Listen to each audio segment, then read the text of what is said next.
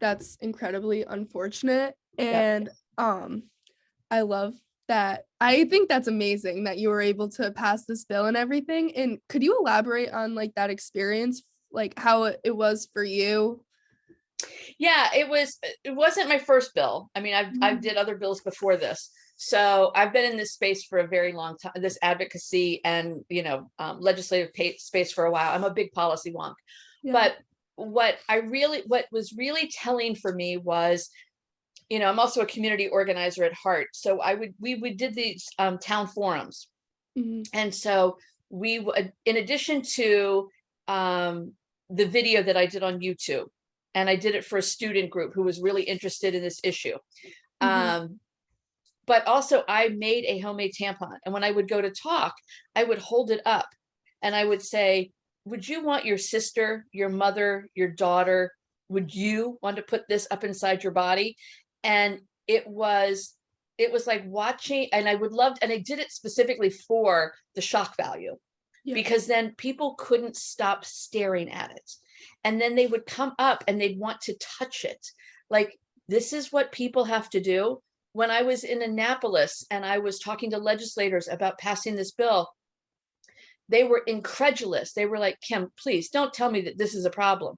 Well, yeah, it's a problem. We had the warden of our only women's state prison calling us and saying, we need sanitary pads. We need menstrual hygiene products. We can't get them.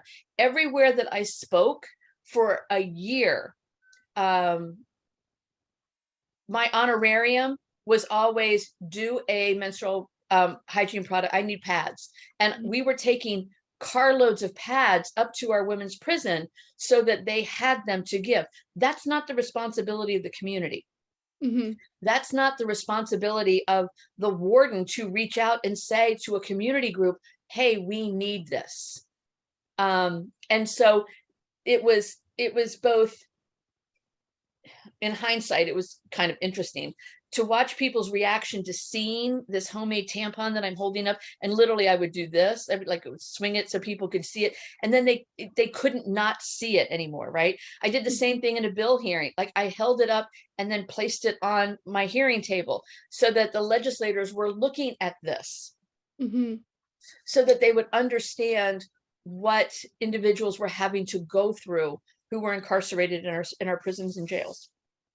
And that's a big statement too, to just have it right there. Yeah, I mean, it was jarring, and I loved watching people's reactions. Mhm. Um, you know, it was in hindsight, it was hysterical to see people's reactions because they weren't thinking about it. And again, women are correctional afterthoughts, and so our needs are correctional afterthoughts. And so for elected officials to say, Kim, please, this can't be a problem.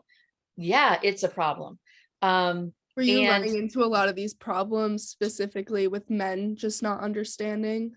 Yeah, well, I don't know that they didn't understand. I think it was more like, and I used to apologize to any man that was in any presentation I did. I'm sorry, this is squishy, but get over it, is really what I would say. Mhm. Because again, they recognized that this was a normal bodily function. In their mind, it was just, why aren't we doing this? So I never had anybody, you know, belittle what we were trying to do, or it was just like, no, we have to fix this. To which I was grateful for. But I think part of that is also driven by the fact that we did a very strong outreach to educate the community that this is a problem. People forget that 95% of the people that we incarcerate come home. And I always say, what we do to them and what we don't do for and with them, they bring back to our community. I brought back toxic shock syndrome because of this. Yeah.